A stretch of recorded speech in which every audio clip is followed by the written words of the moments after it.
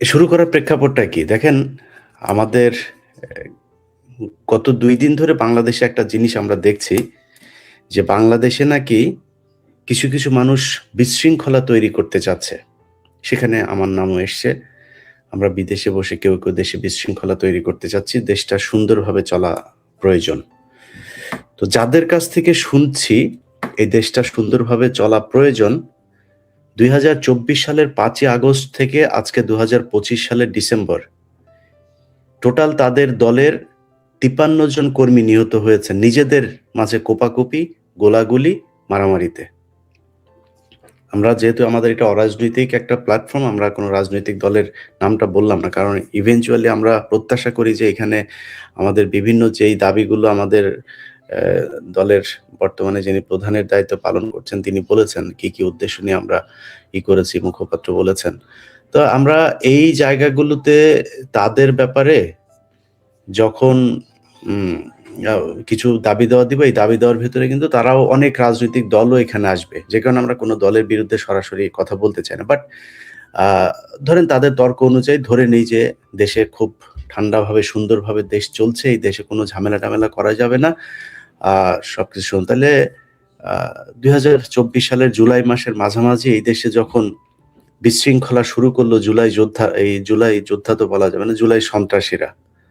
সেই জুলাই সন্ত্রাসীরা যখন এই দেশে বিশৃঙ্খলা তৈরি করলো, একটা শান্তিপূর্ণ দেশ ছিল, শান্তিপূর্ণ একটা নির্বাচিত একজন প্রধানমন্ত্রী ছিলেন, মন্ত্রী ছিল। আ রাতারাতি কয়েক ঘন্টার ভেতরে তাদেরকে দেশ থেকে বের করে দিলেন। সারা দেশে গণভবনে হামলা হলো, সংসদ ভবনে হামলা হলো। সেই দিনও তো কয়েকটা টেলিভিশন চ্যানেল, পত্রিকার অফিসে হামলা হয়েছে।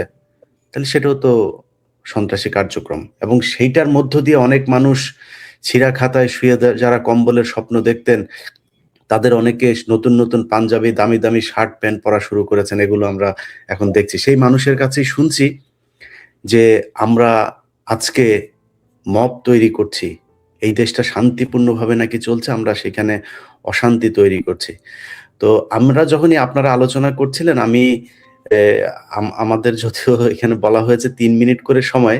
দয়া করে আমার সময় থেকে ওই সময়টা কেটে নিয়েন না। আমি আপনাদেরকে একটা ভিডিও দেখাইতে চাই। যেই ভিডিওটা এখন থেকে আ কিছুক্ষণ আগের এই ঠাকুরগাঁওয়ের ঘটনা, আজকের ঘটনা। কিছুক্ষণ আগে আমাকে সেই ফুটেজটা পাঠানো হয়েছে।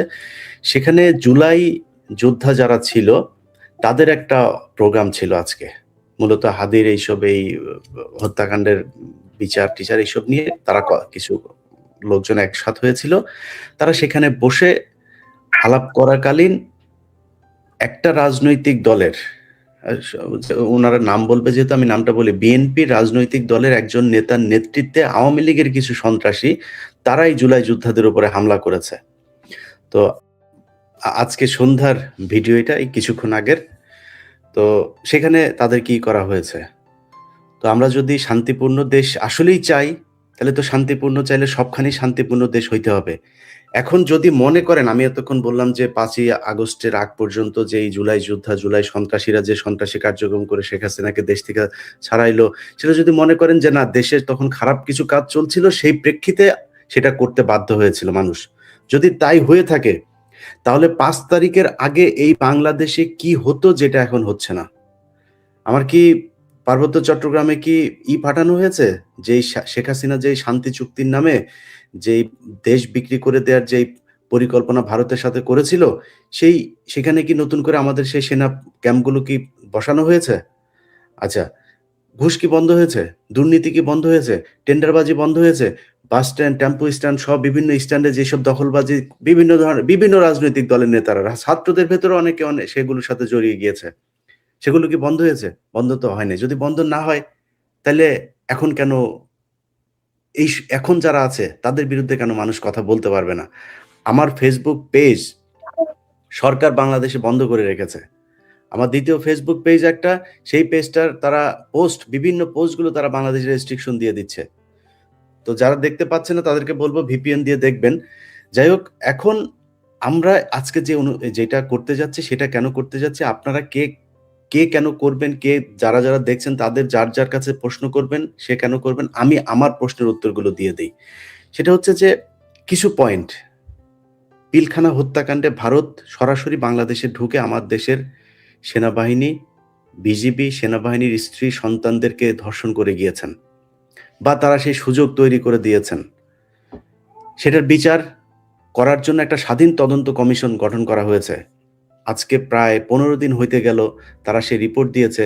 সেই রিপোর্টের প্রেক্ষিতে কোনো ব্যবস্থা নেওয়া হয় নাই। স্বরাষ্ট্র উপদেষ্টা সরাসরি বলে দিয়েছেন যে, "তোমরা আমার নাম এখানে নিয়ে এসেছো।" আমাদের এখানে সেই কমিশনের একজন ব্যক্তি ছিলেন, তিনি হয়তো আমাদের সাথে যুক্ত হবেন। সরাসরি বলে দিয়েছেন, "তোমরা আমার নাম নিয়ে এসেছো। তোমাদের কোনো নিরাপত্তাও দেওয়া হবে না, তোমাদের এই রিপোর্ট নিয়ে কোনো কাজও করা হবে না।" স্পষ্ট। আমরা হাদির মৃত্যুর পরে একটা জিনিস খুব দেখছি, কিছু, কিছু সুশীল কিছু পত্রিকা, টেলিভিশন তারা 'প্রথম আলো', 'ডেইলি স্টারের' ব্যাপারে কথা বলার খুব চেষ্টা করছেন। 'প্রথম আলো', 'ডেইলি স্টার' বাংলাদেশের জনগণ যেই ক্ষোভ থেকে তাদের উপরে যে ঘটনা ঘটেছে, সেই ক্ষোভের বহিঃপ্রকাশ আজকে না তো, এটা তো ৫ তারিখের পরপরই হয়েছে। বিভিন্ন টেলিভিশন পত্রিকাতে হামলা হয়েছে তো। যেগুলোতে হয় নাই, সেটার জন্য আপনারা কি ব্যবস্থা নিয়েছেন? এই 'প্রথম আলোর' সাংবাদিক নিজে আজকে আমাদের এখানে উপস্থিত আছেন মুফতি হারুন হিজার। জিজ্ঞেস করেন, তিনি অজ্ঞাত থাকা অবস্থায় অজ্ঞাত স্থানে যখন তাকে জিজ্ঞাসাবাদ করা হয়, সেখানে টেলিফোনে, ভিডিও কলে 'প্রথম আলোর' সাংবাদিকরা লাইনে থেকে তারপরে তাদের কোয়েশ্চেন করত। এই কালবেলার যিনি সম্পাদক আ সন্তোষ শর্মা, তিনি তার পাশে বসে ভারতীয় রয়ের লোকজনকে নিয়ে তারপরে তাকে জিজ্ঞাসাবাদ করত। এরকম অসংখ্য আলেমকে জিজ্ঞাসাবাদ করা হয়েছে।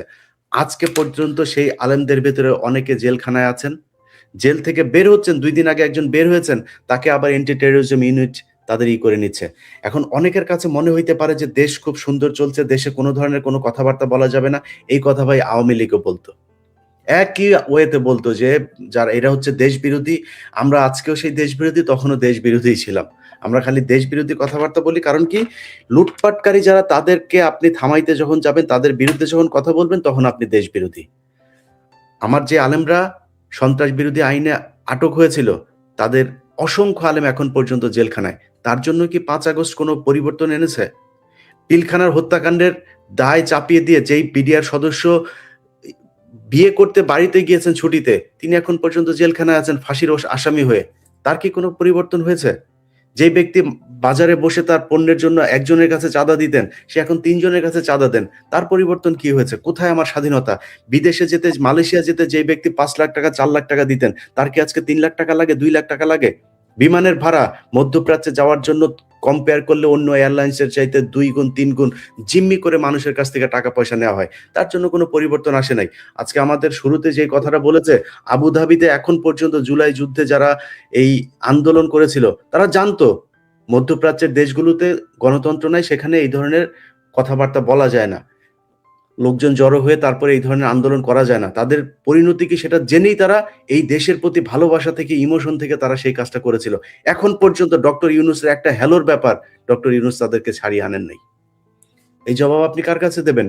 আমরা যদি মনে করেন যে ভারতের যে আধিপত্যবাদের কারণে এই কাজগুলো হচ্ছে, 'প্রথম আলো', 'ডেইলি স্টার' থেকে শুরু করে যারা, যারা এই ১৫ বছর এগুলোর সাথে সম্পৃক্ত ছিল, সেগুলো থেকে যদি বের হইতে চান, হাদির হত্যাকাণ্ড নিয়ে, হাদির জানাজায় যারা গিয়েছেন রাষ্ট্রের প্রধান সহ, তাদের সকলে অনেকে কান্না, এইখানে বসে কান্না করে, ওইখানে বসে কান্না। আরে ভাই, আপনি কান্না করলে আমার কি আসবে যাবে? এইসব নাটক বন্ধ করেন।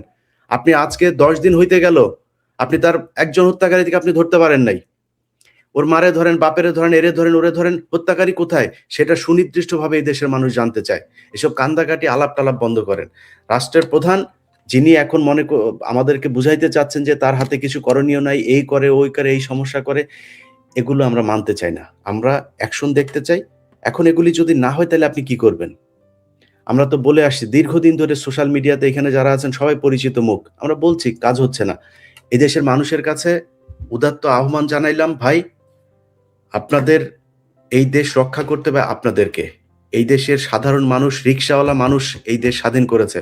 এই দেশ ওই আসিফ নজরুল আইসা তারপরে স্বাধীন করে দেয়নি। এই দেশ ওই রেজওয়ানাদেরকে আমরা এই কয় বছর এখানে দেখাই। ইউনূসের যেই উপদেষ্টা আছে, এদের উপদেষ্টাদের বেশিরভাগই আমরা চিনি না। সো তারা আমাদের এই দেশ স্বাধীন করে নাই। আপনারা রিক্শাওয়ালারা এই দেশ স্বাধীন করেছে, গার্মেন্টস শ্রমিকরা স্বাধীন করেছে, মাদ্রাসা ছাত্ররা এই দেশ স্বাধীন করেছে। সো তাদেরকেই এই দেশ পুনর্গঠনের দায়িত্ব নিতে হবে। সবচাইতে ভুল যেটা হয়েছে, ৫ তারিখে এই জায়গাগুলোতে আপনারা সংযুক্ত না হয়ে এই চোর বাটপার এদেরকে এই জায়গায় বসানোর কারণেই আজকে দেশের এই পরিণতি। অতএব সেখান থেকে আমাদের বের হয়ে আসতে হবে। যা করা প্রয়োজন সেটা করতে হবে। সেটা করার জন্য আজকের এই সংগঠন। এই ভারতের জুজুর ভয় থেকে আমাদের বের হয়ে আসতে হবে। ভারত আমাদের এই করে ফেলবে, ওই করে ফেলবে। আরে ভাই, আমরা এক থাকলে আপনি আমাদের ট্রেনিং দেন। আমরা ট্রেনিং দিয়ে যুদ্ধ করতে প্রস্তুত আছি। আমি বিশ্বাস করি এই দেশের 10 কোটি মানুষ কালকে ঘোষণা দেন, কালকে তারা যুদ্ধের জন্য প্রস্তুতি নেবে। যদি প্রয়োজন হয় তারা আমাদের সাথে যুদ্ধ করতে চাইলে আমরা যুদ্ধ করবো, কোনো সমস্যা নেই। কিন্তু এই ভয় ভারতের লাগবে আমাকে। ভারতে কালকে আনন্দবাজার করেছে, তারেক রহমানকে তারা কোট করেছে যে তারেক রহমানের সাথে নাকি ভারতের রফা দফা সব হয়ে গিয়েছে। এই কথা ভারতের পত্রিকা বলে কিছুক্ষণ পরে সেই পত্রিকার সেই নিউজটা তারা সরিয়ে ফেলেছে। এটা যদি মিথ্যা হয়, আমরা বিএনপির কাছ থেকে এটা প্রতিবাদ জানতে চাই।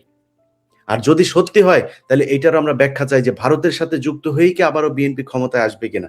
আমরা ভারত মুক্ত বাংলাদেশ চাই, এটা আমাদের মূল দাবি।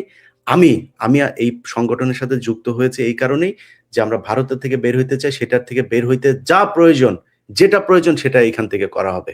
এদেশের প্রতিটা মানুষের আমাদের প্রতি সমর্থন, আমাদের এই সংগঠন থেকে যখন যেই বার্তা দেওয়া হবে আপনাদের প্রতি, আপনারা সেটার সাথে একাত্মতা প্রকাশ করবেন। আপনাদের কাছে এটাই দাবি, এবং এই সংগঠন চলবে আমাদের টাকায়।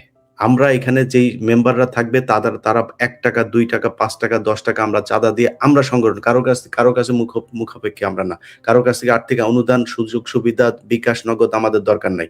আমরা আমাদের পকেটে টাকা দিয়ে সংগঠন চালাবো। এই দেশের জন্য নিজেদের শরীর, রক্ত, সম্পদ দিয়ে দেশের পাশে থাকবো। আপনাদেরকেও পাশে চাই।